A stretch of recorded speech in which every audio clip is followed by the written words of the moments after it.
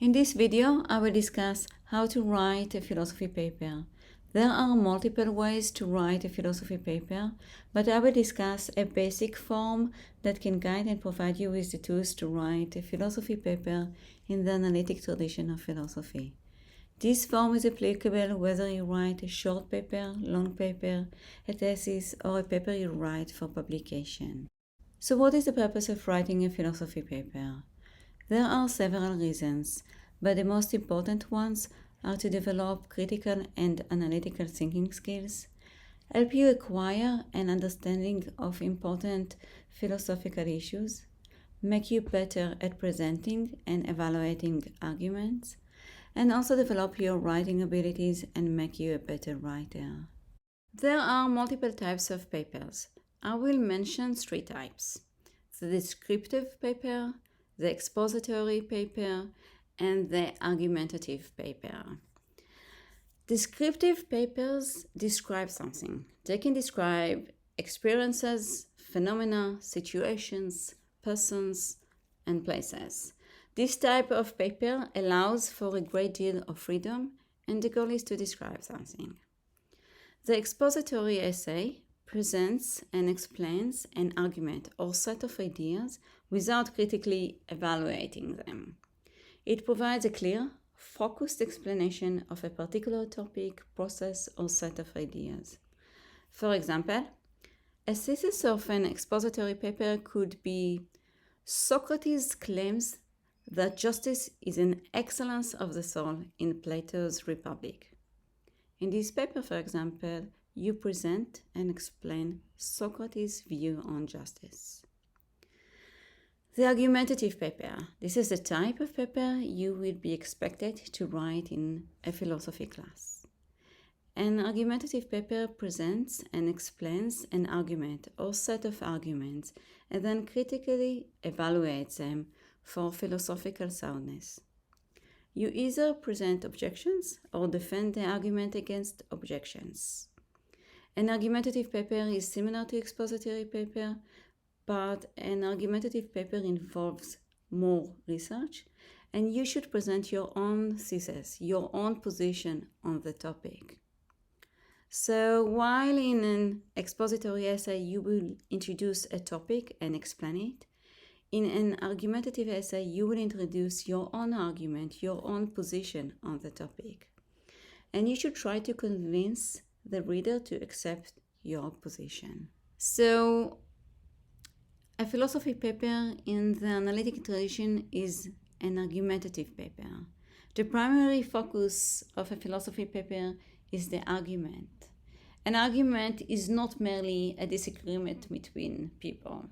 An argument is a set of premises or reasons that are presented as support for believing a conclusion. You must provide some good reasons for believing a certain claim. The goal of a good argument is to present and defend true conclusions. There are different types of argumentative papers. I will mention three options, but of course there are more. One option is that you can compare and discuss two or more different arguments on a given issue. Think about which of the positions you find more persuasive and why. Analyze the arguments and discuss why one position is better than the other. You can also contrast the strengths and weaknesses of two opposing views. Another type of paper could be where you choose an influential argument and you can defend or argue against that argument or position. So you could criticize an argument or show that certain arguments for the thesis are no good. You can also defend an argument against someone else's criticism. You can offer counterexamples to a certain thesis or argument. Another option is that you could present your own argument for your own conclusion about a given subject. So let's discuss this thesis. Every philosophy paper should contain a clearly articulated thesis. Your thesis is the central or overall claim that you're going to argue for. That is, your thesis should clearly state the position that you're going to endorse in your paper.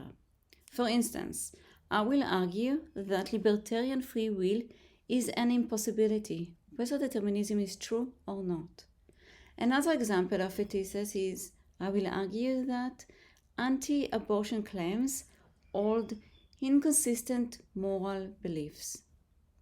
Another example of an argumentative thesis for a paper assignment that asks you to present and critically evaluate Kant's moral theory could be I will argue that Kant fails to give a compelling argument for unconditional and universal morals that one should follow at all times in all situations. I would like to give you a few tips, a few recommendations on how to choose a thesis. So first, you should choose a specific and modest topic rather than a very broad one. For a broad topic, you have to cover a very large literature. People often attempt to accomplish too much in a philosophy paper. The usual result of this is a paper that's hard to read and which is not well defended, and the claims are poorly explained. So don't be overambitious. Don't try to establish any earth-shattering conclusions in your 10 to 15 page paper. Do not choose a very complex topic. For example, what is justice? Again, it will require you to cover a very large literature and you will not be able to accomplish it in a short paper. It is important that your topic will have context. You should always start to discuss the issue and relate to existing research on the issue. While you have to show that your research builds on otherwise existing research, try to make an original contribution. By original contribution, it means that your paper has to show some independent thinking. This doesn't mean you have to come up with your own theory or that you have to make a completely original contribution to human thought or break completely new ground. An ideal paper will contain thoughtful critical responses to the topic you write about. So try to come up with your own arguments or your own way of elaborating or criticizing or defending an argument you discuss in your paper. So how could you choose a thesis and make an original contribution? Try to identify a niche. That is, identify an issue within that research topic that demands attention, and then occupy that niche and show how you are going to address that issue. How could you find or identify a niche? You could argue that the previous research is wrong. You could indicate a gap in a previous research or an issue that was not covered or addressed. You could also raise a question about a previous research without arguing that it is completely wrong. And you can also continue a tradition that a previous research has started, but now there are new circumstances or a new situation that changes the previous conclusion. Before you start writing your paper, it's very important that you make an outline. Your outline should include a thesis. The thesis is the main argument you want to advance, arguments that support your thesis, examples that clarify your arguments, counterarguments, responses to counterarguments, and conclusions. Later I will talk about counterarguments, responses to counterarguments, and explain that. So writing an outline will help you organize your thoughts, and you will be able to evaluate your arguments and see if they support your thesis. An outline will also make it clear what the structure of the paper is and how you should organize your arguments. So while you work on your outline, you could ask some questions to help you organize it, such as, in what order should I explain the various terms and positions that I will be discussing? At what point should I present my opponent's positions or arguments? In what order should I offer my criticism? The overall clarity of your paper will greatly depend on its structure. Therefore, it is very important to think about these questions before you begin to write. If you have a good outline, the rest of the writing process will be much easier. The structure of your paper is very important. It is important that it will be clear to the reader. Your reader should not have to exert any effort to figure it out, to understand how one argument is connected to the next one, or how the arguments support the thesis. So the most philosophy papers have the same following kind of structure, and I recommend that you have that too. You will start with the introduction, then the body of the paper that will include arguments that support the thesis, examples, counter-arguments, responses to counter-arguments, and then you end the paper with conclusions. So I will talk later about the counter-arguments and responses to counter-arguments and explain that. But you can see that the outline, the structure of the outline is the same as the structure of your paper. So let's discuss the introduction. The introduction of your paper should range from one paragraph to a page or two, depending on the length of the paper. If the paper is short, it should be only one paragraph. If the paper is long, it could be one page. The introduction should introduce the problem or question that your paper addresses. You could also discuss how you plan to address it and why it is worth addressing in the first place. State your main thesis and what it is that you will be arguing for, what your position would be. Briefly outline the arguments that support your thesis and discuss the structure of your paper. Explain the order in which you will argue for various points and explain how all those points come together in support of your thesis. In some papers, it's important that you provide background information. While you may know everything about this topic, it may be new to your readers. Background information may include history, definitions, and any other information that the reader needs to know in order to understand your topic and your approach. A few more tips about the introduction. Your introduction should capture the reader's interest. It should bring immediate focus to your subject. You may want to start with a provocative question, a brief anecdote, a thought experiment, a startling statement, or a combination of these. These types of hooks will get your readers more engaged with your topic. Avoid abstract or empty sentences. I would not start by asserting that the research topic is important, and I would not make some kind of generalizations about the research topic. Also, there is no need to describe the argument.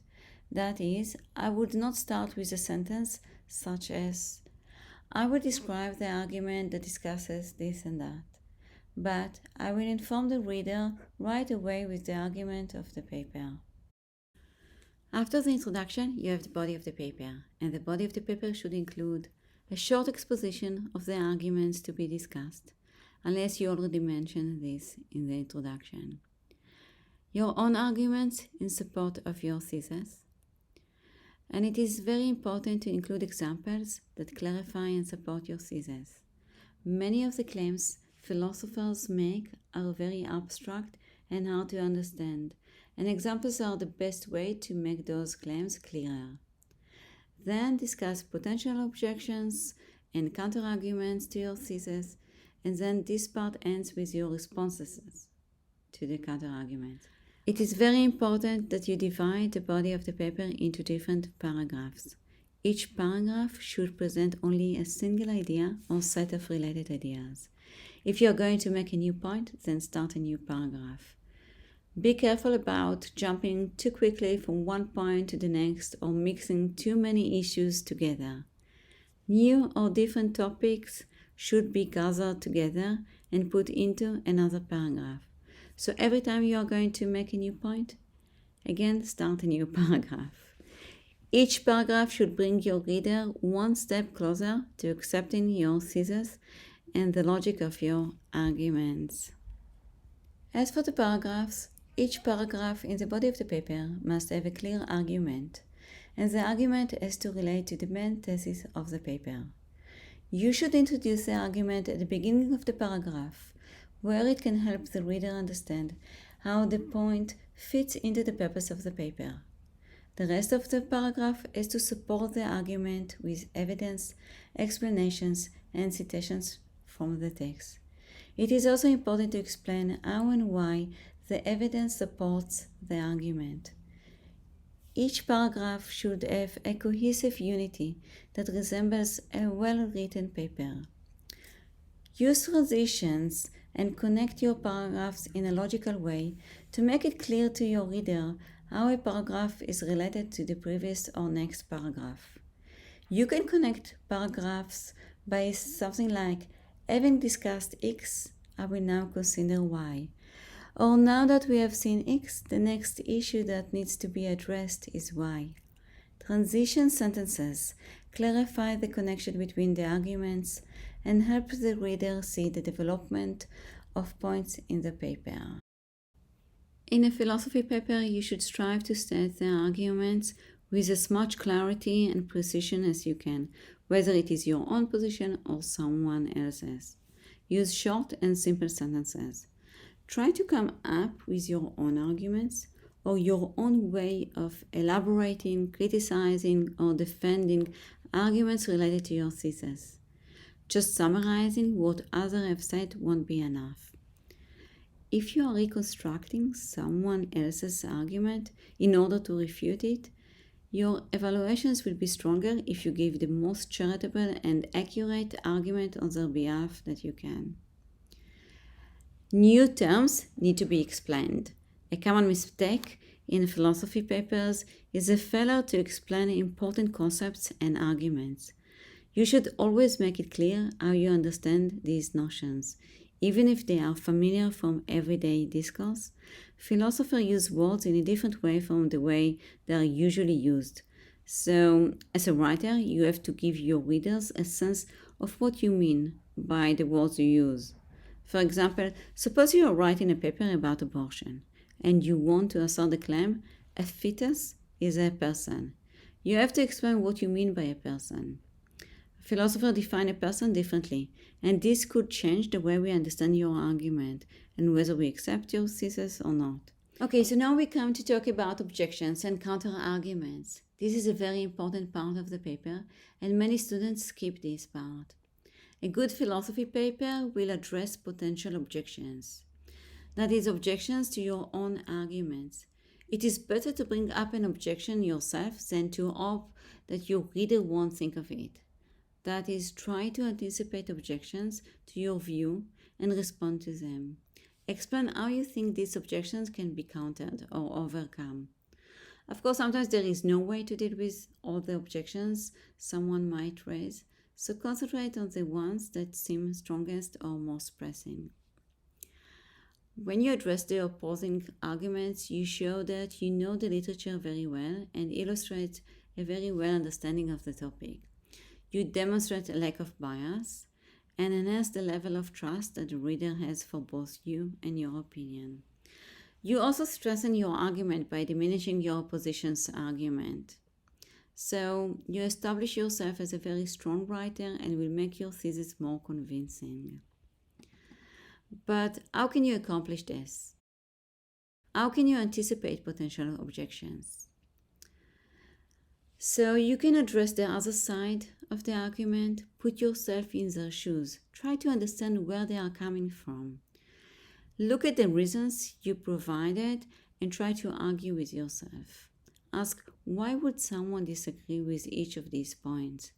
Sometimes it's helpful to imagine that you are having a verbal argument with someone who disagrees with you.